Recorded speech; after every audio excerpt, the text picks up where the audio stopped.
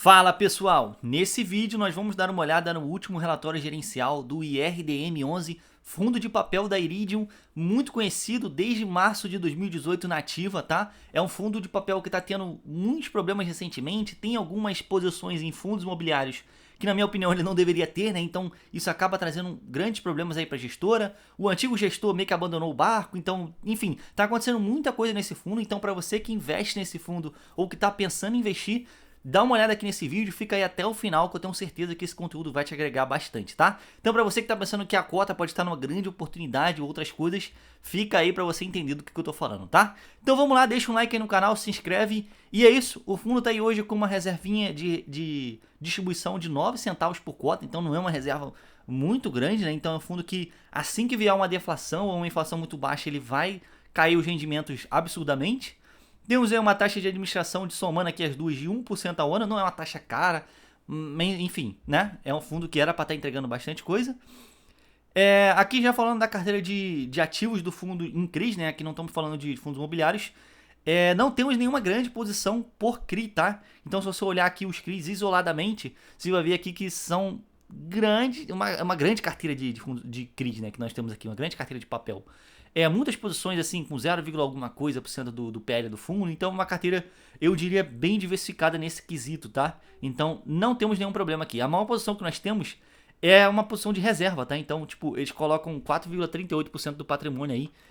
Imagino que isso aqui esteja lá no Tesouro, Giro Selic ou algo do tipo, tá? Por isso que eles colocam aqui no topo pra gente, tá? A maior posição em CRIs mesmo é 2,69% do patrimônio do fundo. Então, em relação a essa carteira aqui, a gente só tem que reclamar aqui nos setores, né? Porque a gente acha muita multipropriedade, que é um setor muito, muito complicado aí nos fundos de CRI, né? A gente vê aí também muito loteamento, muito varejo, enfim, vários setores que não são legais assim de se investir em papel, tá? Então é para ficar ligado nisso. Isso acaba puxando a carteira do fundo para um middle risk, já chegando ali no high yield. Eu diria que se bobear já é até um high yield, só que esse fundo não tem as taxas de um high yield, né? Não paga tão bem quanto um high yield, tá? Então é ficar de olho aí nessa carteira, não é uma carteira que você olha assim e vê muita coisa boa não, mas é isso aí que temos para hoje, tá? Lembrando, 77% do capital do fundo está alocado nessa carteira de CRI, nem chega perto daqueles 90% aí que a gente gostaria que tivesse, tá? Aqui já falando da carteira de FIs do fundo, é onde está a maioria dos problemas, tá? Porque ali na carteira de CRI a gente meio que só vê riscos, né? E aqui a gente já vê problemas reais, problemas acontecendo, tá? Então, 3 primeiros problemas aqui que vocês vão observar são os 3 fundos aí da turminha do barulho, que são os fundos que praticamente faliram aí por conta da Gramado Parques e de alguns outros calotes que tiveram aí depois da pandemia, tá? Então, Deva, Tord e Versalhes, você já vê aqui com preços médios muito altos, né? Então, tipo, Deva, R$ 101 de preço médio, Tord com R$ 10,47 de preço médio, Versalhes R$ 10 de preço médio. Então, assim, são preços médios muito altos, tá? E o segundo problema aqui que eu observo é o XPPR, que está com preço médio de R$ 80,58. XPPR, para você que não está sabendo, é um fundo que vai ser liquidado em breve, né? Porque, enfim, tinha muita dívida, muito imóvel assim com vacância muito alta, então o fundo não conseguia ter receita suficiente para pagar a dívida e eles vão ter que liquidar o fundo para pagar a dívida e vão dar o restante aí do que sobrar para o cotista, né? Então, para vocês terem ideia, eles estão planejando aí pagar entre 30 e 35 reais, tá? Então, para o fundo que pagou 80,58, e só vai receber esses 30, 35 reais num cenário bom, tá? Num cenário bom, que eles consigam vender os ativos bem e tal. É complicado, né? Um fundo que vai colocar aí mais de 50 reais de prejuízo aqui por cota nessa aquisição aqui, tá, pessoal? Então é um fundo que tem muito prejuízo aí para ser executado, somando esses 4 fundos aqui, sem contar os outros fundos aí que se bobear, se eu olhar aí, tem mais coisa, né? Tem, com certeza, que aqui eu acabei de ver. É o HCTR aqui, né? Dectar, que é um dos fundos que tá aí na turminha do barulho também, né? Então, eles acertaram todos os fundos que deram problema, né? É complicado, cara. E a carteira tá aí 19% alocada em fundos imobiliários com esses 4 problemas aqui aparentes, tá? Então é isso, pessoal. Fica de olho aí. Esse aqui é o cemitério da Iridium, né? Infelizmente, tá? Aqui já falando de como é que tá a alocação aí do fundo, já falamos 73% está em papel em CRI, que é o alvo desse fundo, né? Então não está nem perto daqueles 90% que a gente gostaria que tivesse. 19% está em fundos imobiliários, muita coisa, né? Muita coisa, assim. A gestora se perdeu alocando isso tudo aqui em fundos imobiliários. Temos 4,38% em caixa e temos um pouquinho aí em FI de renda fixa, né? 3,18% aí do PL do fundo, tá, pessoal? Enfim, 19% em fundos imobiliários é muito ruim para um fundo de papel, tá? Aqui na distribuição por indexador, tá? Imagina que aqui inclua... não, né? Ele inclui tudo já, né? Esse 19% aqui é o fundo imobiliário. Temos 62% em IPCA, então inflação, e 14,53% em CDI, tá? Então é um fundo mais puxado para inflação do que para CDI, então fica com isso aí em mente, tá? Aqui já falando dos setores que a gente falou lá em cima, aqui ele só separa pra gente como é que estão os setores aí de alocação do fundo.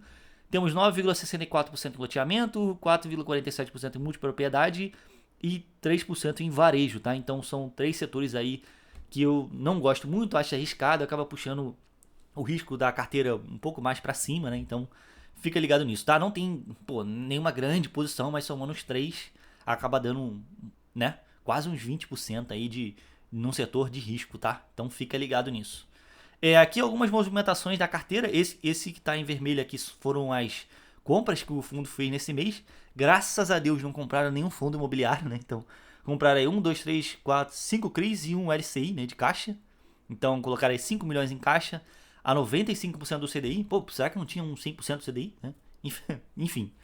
Mas compraram aí também alguns CRIs, IPCA mais 11, IPCA mais 7, IPCA mais 11, IPCA mais 10 e IPCA mais 9,5, tá? Boas taxas, tá, pessoal? Só esse cash me aqui que já meio que parece uma taxa de high grade, tá? E tivemos aí também 2 vendas de CRI, que foi esse CDI mais 4, CDI mais 5 e pouco. Foram taxas muito boas, né? Mas enfim, a gestão deve ter tido aí algum motivo para vender isso aqui, tá?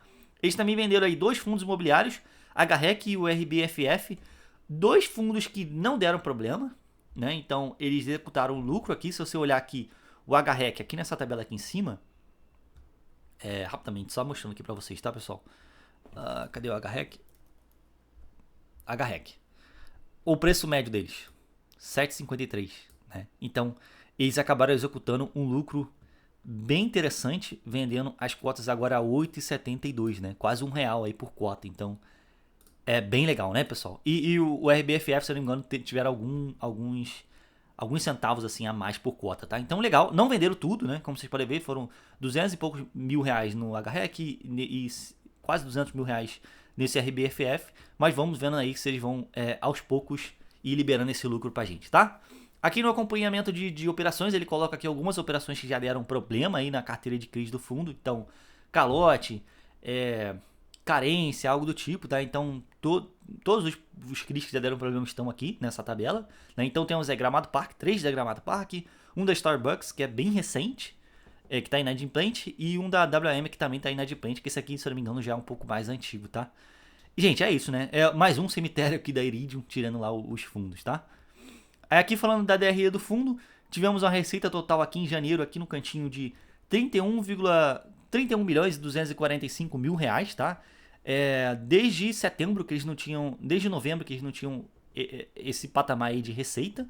Muita coisa veio de, deixa eu tirar o zoom aqui, de correção monetária, né? Então 7 milhões, 300 e pouquinhos mil aí de correção monetária. Então eles tiveram que vender alguns CRIs para liberar essa correção monetária aí pra gente. Então lembrando, isso aqui não é recorrente, apesar de ter praticamente em todos os meses, né? Esse valor de 7 milhões e pouquinho não é recorrente.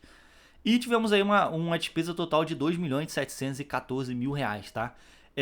Que frente à receita total do fundo nesse mês representa 8,6% aí de despesa, tá? Abaixo da média de 10 e 15% aí que a gente costuma encontrar em outros fundos, tá? Legal, tá, pessoal? A questão de DRE, eu acho esse DRE bem interessante, né? Tem bastante informação.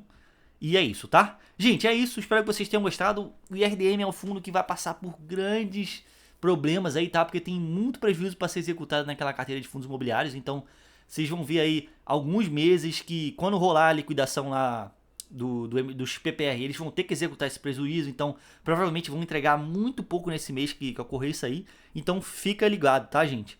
É isso, espero que vocês tenham gostado, se inscreve aí, deixa um like. E pra você que gosta de ver análise desse tipo, se inscreve aí na área de membros que a gente fala bastante sobre isso, tá? É isso, tchau, tchau, fui!